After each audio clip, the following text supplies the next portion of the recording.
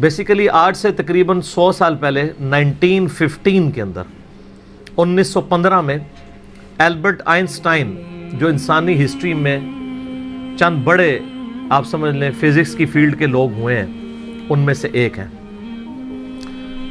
1879 میں یہ پیدا ہوئے اور 1921 میں انہیں نوبیل پرائز بھی دیا گیا فزکس کی فیلڈ میں اور 1955 میں ان کی ڈیتھ ہوئی.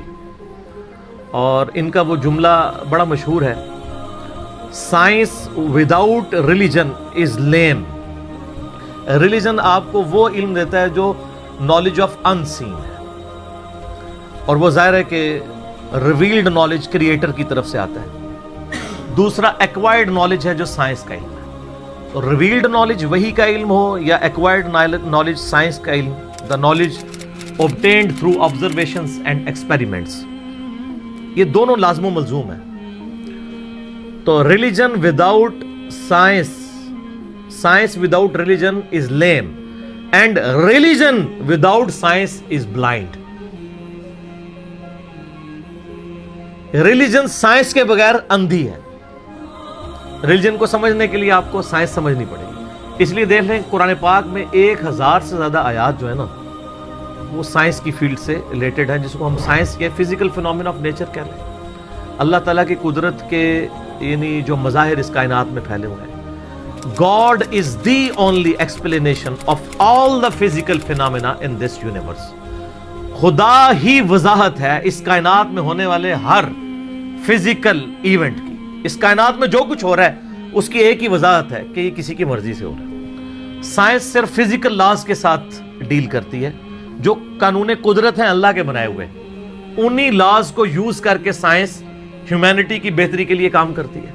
کوئی لا خود سے پروڈیوس نہیں کر سکتی, وہ پابند ہے اس کی. اللہ تعالیٰ نے لا آف بوائنسی رکھا ہے, قوت اچھال, اس کو سائنس یوز کرتی ہے اور اس کی بنیاد کے اوپر بحری جہاز جو ہے سمندروں میں چلتے ہیں اور ہوائی جہاز ہوا میں. لیکن لا آف بوائنسی تو اللہ کا بنایا ہوا ہے نا, وہ ختم ہو جائے. اگر لا آف بوائنسی اگر ارشمیدس نے بتایا تو اس نے ڈسکور کیا ہے. ارشمیدس کریٹر نہیں ہے اس لا کا, ڈسکور کرنے والا ہے. سائنس جب کوئی چیز ڈسکور کرتی ہے تو بعض اوقات لوگوں کو یہ وسوسہ آتا ہے سائنس نے کوئی کارنامہ کر لیا. سائنس تو صرف ڈسکوری کر رہی ہے. سورج مشرق سے نکلتا ہے, یہ ایک ڈسکوری ہے, لیکن اس قانون نے سورج کو پیدا نہیں کیا. انڈے سے چوزا نکلتا ہے اور پھر انڈے میں یہ تبدیلیاں آتی ہیں, سائنس اس کو ڈسکور کرتی ہے, لیکن ان تبدیلیوں نے اور ان لاز نے انڈا نہیں بنایا, انڈا کریٹر نے بنایا. تو ڈسکوری سے ہمیشہ آپ ہر سٹیپ اللہ کی طرف طے کر رہے ہوتے ہیں. تو یہ کائنات اللہ تعالیٰ کا فعل ہے اور قرآن اللہ کا قول ہے. قول اور فعل میں تضاد نہیں ہوتا. اللہ نے جتنے physical phenomena of nature discuss کیے ہیں وقت کے ساتھ ساتھ وہ چیزیں ریویلڈ ہو رہی ہیں الحمدللہ, اور یہ ہمیں خدا کی طرف لے کے جاتی ہیں. تو میں البرٹ آئنسٹائن کی بات کر رہا تھا, تو انہوں نے اس وقت میتھمیٹیکلی یہ چیز پروف کی تھی کہ کائنات کے اندر, یعنی انہوں نے دیکھا نہیں تھا, یہ ان کا یہ کانسیپٹ تھا کہ اگر کسی جگہ پہ بہت زیادہ میس کنسنٹریٹ کر جائے اور اس کا والیوم آلموسٹ زیرو نیگلیجیبل ہو تو اس میس کے اندر گریویٹیشنل فورس, قوت کشش ثقل, جس کی وجہ سے چیزیں ایک دوسرے کو کھینچتی ہیں. یہ میں گلاس جب یہاں سے چھوڑوں گا تو نیچے جائے گا, اوپر نہیں جائے گا, اس لیے کہ زمین اسے اپنی طرف کھینچ رہی ہے. تو اس کی ایک طاقت ہے جس سے وہ 9.8 میٹر پر سیکنڈ اسکوائر کی ایکسلریشن ہوتی ہے. تو انہوں نے کہا تھا کہ اگر ایسا میس کائنات میں کہیں ایگزسٹ کرتا ہو کہ اس کا والیوم تو آلموسٹ زیرو ہو, لیکن اس کا جو میس ہے وہ وہاں پہ انٹینس میس ایسا کنسنٹریٹ کرے تو اس کی گریویٹیشنل فورس اتنی زیادہ ہوگی کہ اس کے پاس سے بھی اگر کوئی ستارہ گزرے گا تو وہ اس کو ہڑپ کر لے گی, جس طرح ایک ورٹیکس کرتا ہے. بلیک ہول ایک خلائی ورٹیکس ہے, جس طرح سمندری بھنور ہوتے ہیں نا جن میں بڑے بڑے بحری جہاز بھی ڈوب جاتے ہیں, چکر کھا رہا ہوتا ہے, کوئی بھی چیز کے کریز بھی ہے وہ اس کو پہلے سک کرتی ہے پھر اندر ڈبو دیتی ہے پھر ختم. اس طرح خلا کے اندر بھی ایسے ورٹیکس ہو سکتے ہیں جہاں پہ کنسنٹریٹڈ ماس ایگزسٹ کرتا ہو اور وہ گریویٹیشنل فورس اتنی ہوگی کہ ایون لائٹ بھی اس میں انٹر ہونا تو وہ بھی اسکیپ نہیں کر سکتی, جو اس کائنات کی سب سے تیز ترین چیز ہے اور ایبسولوٹ کانسٹنٹ ہے. آئنسٹائن نے تو یہ بھی کہا نہ ٹائم کانسٹنٹ ہے نہ میس کانسٹنٹ ہے، سپیڈ آف لائٹ یہ کانسٹنٹ ہے، لیکن وہ بھی اس سے اسکیپ نہیں کر سکتی. اور سپیڈ آف لائٹ آپ کو پتہ ہے کتنی ہے؟ 300,000 یعنی 3 لاکھ کلومیٹر ایک سیکنڈ میں. روشنی اتنی تیز ہے کہ ایک سیکنڈ میں زمین کے 7 چکر کاٹ سکتی ہے. یوں 1,86,000 میل فی سیکنڈ یا 3 لاکھ کلومیٹر فی سیکنڈ. زمین کا سرکمفرنس 40,000 کلومیٹر ہے، یعنی ایک طرف سے چلیں واپس آئیں 40,000 کلومیٹر ہے. تو ایک سیکنڈ میں روشنی زمین کے 7 چکر کاٹ سکتی ہے. اسی لیے کائنات کے فاصلے جو ہیں وہ روشنی کے اعتبار سے ماپے جاتے ہیں. یہ اتنے لاکھ نوری سال، اور ایک نوری سال ہی بہت زیادہ ہوتا ہے. 1 لائٹ ایئر یہ ہے کہ روشنی ایک سال تک اسی رفتار سے چلتی رہے تو جتنا فاصلہ طے کرتی ہے. وہ تو آپ میرا ہوئیز اللہ والا لیکچر دیکھ لیں، مسئلہ 60، اس میں میں نے پھر بتایا کہ کائنات کے فاصلے کتنے ہیں. تو آج ہم بلیک ہول کے اوپر بات کر رہے ہیں. تو وہ بلیک ہول کا ان کا ایک کانسیپٹ تھا کہ ایسا اگر ہو تو ہو جائے گا.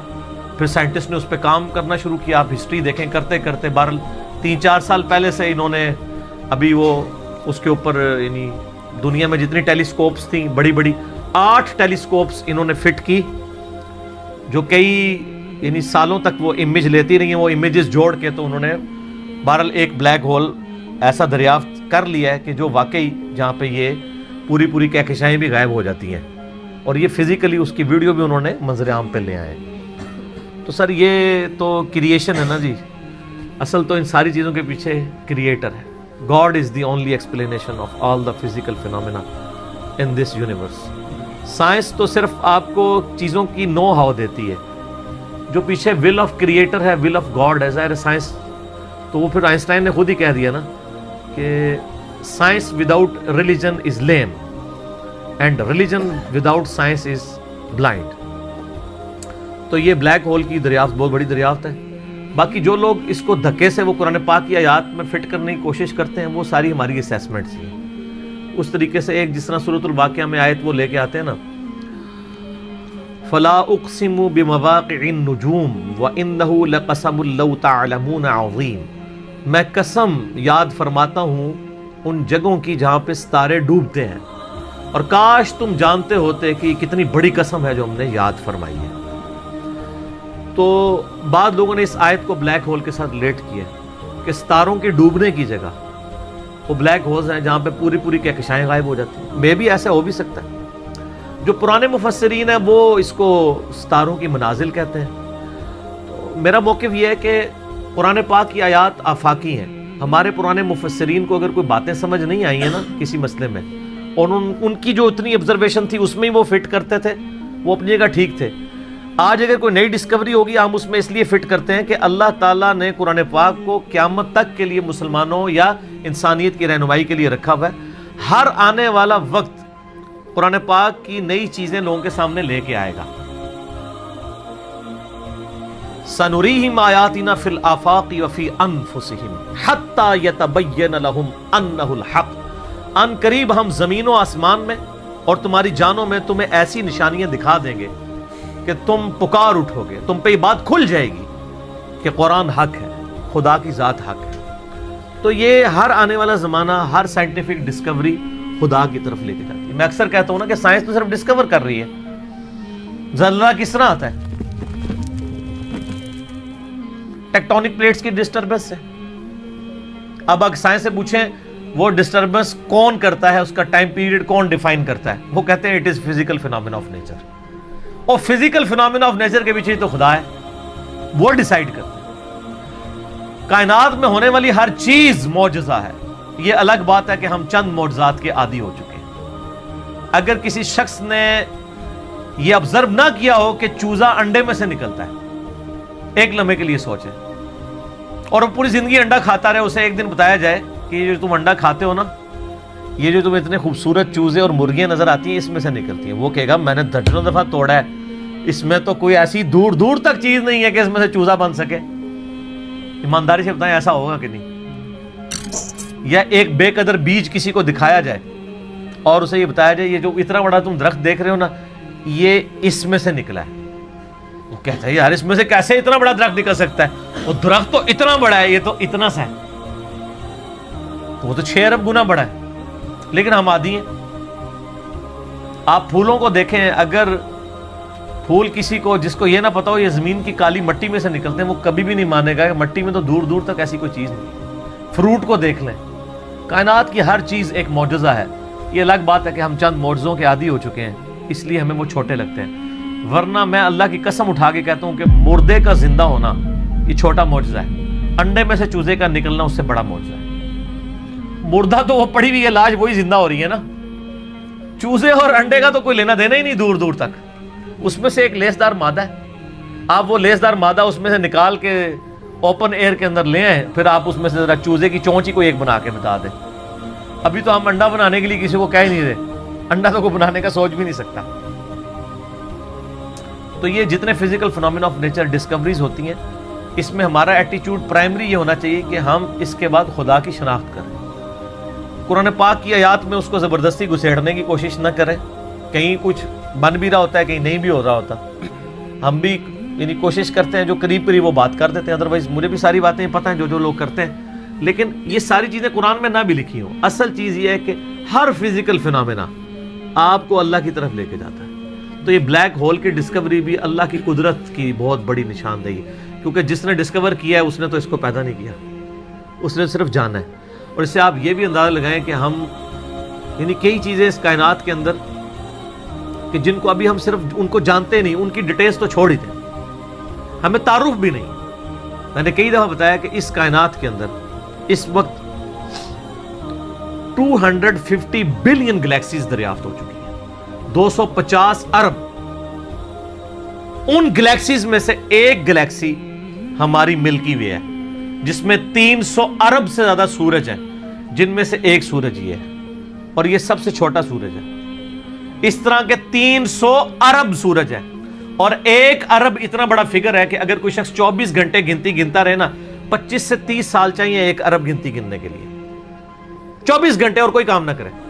آپ 86,400 سیکنڈ، ہر سیکنڈ میں ایک دفعہ بھی گنے تو آپ 1 لاکھ کی بھی گنتی پوری نہیں کر سکتے، اور 25-30 سال تک گنتے رہے تو 1 ارب ہے۔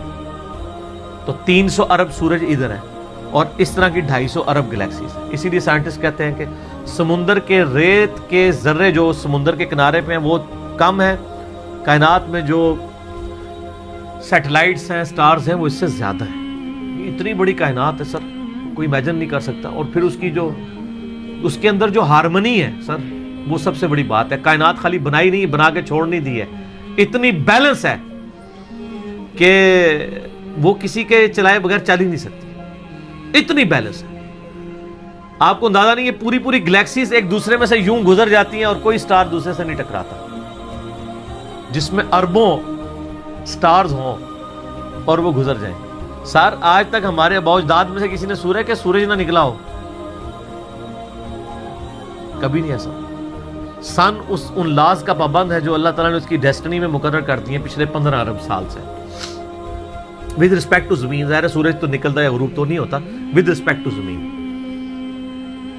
سورج کا کوئی باپ ہے جو اس کو چلا رہا ہے، 15 ارب سال سے بغیر فیول کے وہ چل رہا ہے، اور اس کے اندر اتنی روشنی ہے کہ ہر سیکنڈ میں 50 کروڑ ایٹامک بم کے برابر انرجی صرف ایک سورج میں سے نکل رہی ہے۔ اس طرح کے 300 ارب سورج ہیں، یہ ایک گلیکسی ہے، اور اس طرح کی 250 ارب گلیکسیز اور انبلیویبل ڈیٹا ہے۔ اور یہ تو وہ ہے جو ناسا نے بھی دریافت کی ہے، ابھی آسمان تو پتہ ہی نہیں کہاں پہ ہے، اور یہ زمین کے اندر ہی آپ اس وقت صرف زمین کے اوپر 20 لاکھ مخلوقات کی سپیشیز دریافت ہو چکی ہیں، 2 ملین سپیشیز۔